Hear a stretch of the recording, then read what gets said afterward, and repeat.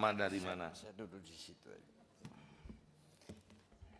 Terima kasih pimpinan Komisi 3 dan anggota yang sangat saya hormati serta seluruh hadirin di forum yang terhormat ini.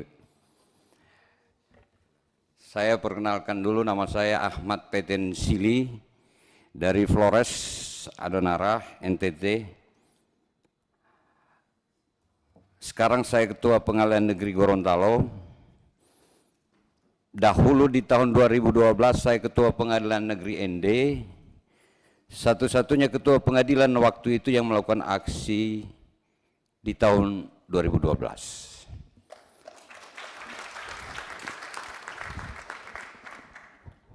Waktu itu sebenarnya saya sudah ditunggu sama Pak Ahmad Yani di sini melalui TV One, tetapi karena saya kedatangan tamu seorang Ketua Muda Mahkamah Agung waktu itu ke ND, beliau beralasan beliau sangat penting, akhirnya saya tidak bisa datang ke gedung yang terhormat ini. Dan saya ikuti perdebatan waktu itu kebanyakan di gedung Dewan ini yang terhormat ini. Perdebatannya itu antara seperti orang berdebat duluan telur atau ayam. Anda minta dihargai, bagaimana Anda menunjukkan integritas?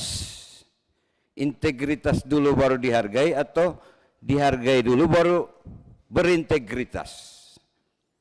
Tetapi pada kesempatan ini saya mau bicara dengan pujian terlebih dahulu.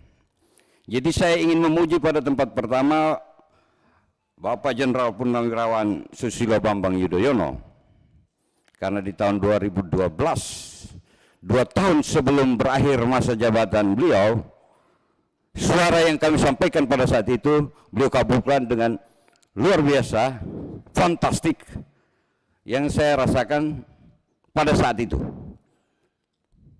Apalagi kemarin kita dengar juga Pak Jenderal Purnawirawan Prabowo Subianto sebagai calon presiden juga mau menaikkan pendapatan atau kesejahteraan hakim setinggi langit. Saya kira beliau berdua ini tentu tidak sekonyong-konyong. Bukan juga jualan kampanye itu kalau saya dengar Pak Prabowo ngomong. Beliau berdua berpikir bahwa persoalan bangsa ini yang paling krusial itu di mana? Mungkin itu. Kemudian melahirkan pikiran. Pak SBY karena kami yang memulai, beliau mengabulkan. Kalau Pak Prabowo ke depan ini, kayaknya kami belum pernah bertemu. Tapi beliau sudah mencanangkan itu. Jadi saya memuji dulu beliau berdua ini.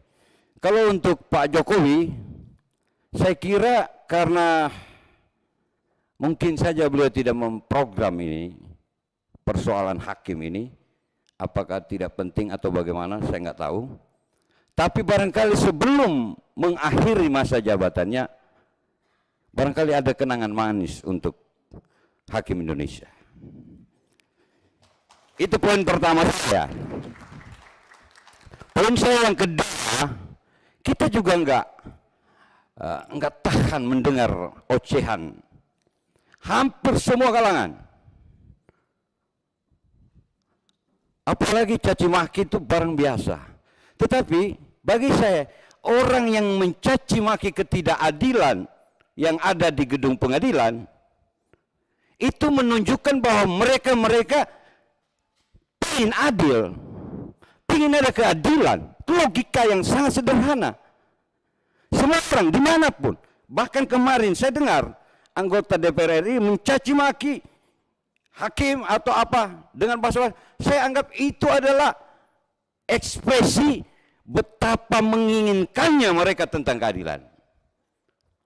Kan itu. Tetapi apa penghargaan negara? Sudah setinggi mana negara ini menghargai hakim? Bicara kinerja, Bapak Ibu bayangkan, di forum yang terhormat ini, barangkali mungkin ada yang belum menyampaikan. Mau saya sampaikan pada kesempatan ini. Hakim itu sidang siang hari sampai sore, malamnya bikin putusan. Kita bikin putusan itu, kadang-kadang nggak sadar. Tiba-tiba istri, woi, stop dulu, udah jam 3 ini. Kadang sampai azan subuh kita bikin putusan. Jadi siang sidang, malam bikin putusan, persentasinya nyaris 24 jam hakim bekerja. Jadi kalau ada orang bicara ukuran kinerja hakim, bla bla bla yang ada sekarang ini, itu sama sekali tidak faktual, tidak realistis mengukur kinerja hakim dengan ukuran jam 8 masuk, jam 5 pulang. Itu administratif mungkin, atau di tempat lain. Mereka mungkin, ini besok aja baru kita kerja sambung. Hakim nggak bisa malam, siang dia sidang, malam dia putus. Dia nyusun putusan, diharapkan putusannya bagus. Kami begadang, kami nggak punya asisten, terutama hakim-hakim di daerah. Jadi apa? Baru penghargaannya sudah sepantas mana kepada hakim Indonesia. Jadi wajar kalau saya puji calon Presiden Republik Indonesia Bapak Jenderal Purnawirawan Prabowo Subianto, tanpa kami meminta, sudah berniat memberikan dengan sangat tinggi. Saya kira itu cara berpikir yang benar. Bagaimana Republik Indonesia ini dipercaya oleh negara lain. Karena kita dengar investor mau datang di Republik ini, kalau soal keadilan, soal kepastian hukum beres, maka itu harus dimulai dari hakim. Nggak ada cerita kosong kita. Jadi ini kami ingin membawa pikiran ini kepada Dewan yang terhormat sebagai penguasa anggaran di Republik ini.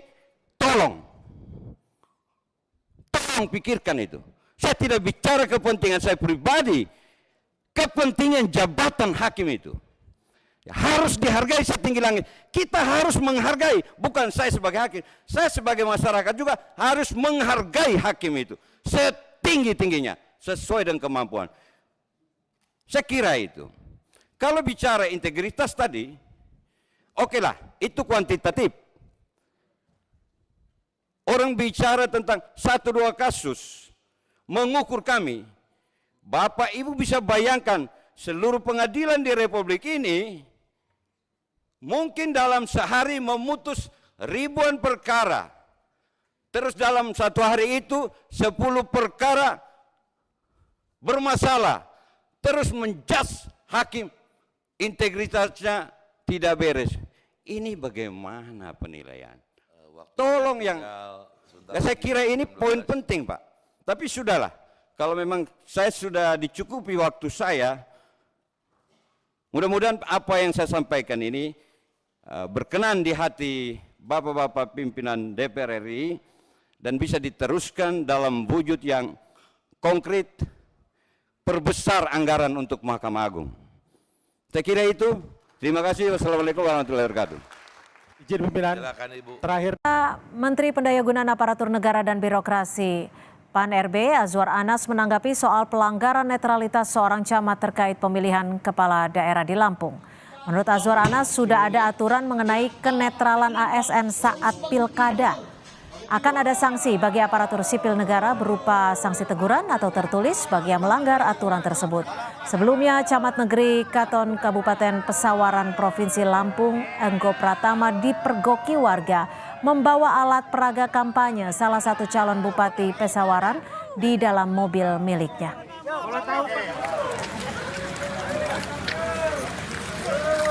Kualitas ASN ini aturan dan ketentuannya sudah amat sangat jelas. Sehingga mereka yang melanggar mulai sanksi paling ringan berupa teguran, sanksi administratif termasuk sanksi pidana. Nah, terhadap temuan-temuan laporan silakan dikirim ke webnya Wasdal BKN yang sekarang telah terintegrasi, dan laporan-laporan ini dengan cepat akan diproses sesuai dengan ketentuan dan aturan yang ada. Junjung tinggi prinsip jurnalisme dalam setiap tayangan terbaiknya. menghadirkan berita bernilai sebagai referensi. Gelar bicara yang tajam, Tidak, ini kan kebohongan dok. mengupas fakta demi fakta dan mendorong pencarian solusi, serta investigasi yang mengungkap kebenaran. Rosi, Satu Meja, The Forum, Sapa Indonesia Malam. Nilu, ikuti semuanya bersama Kompas TV.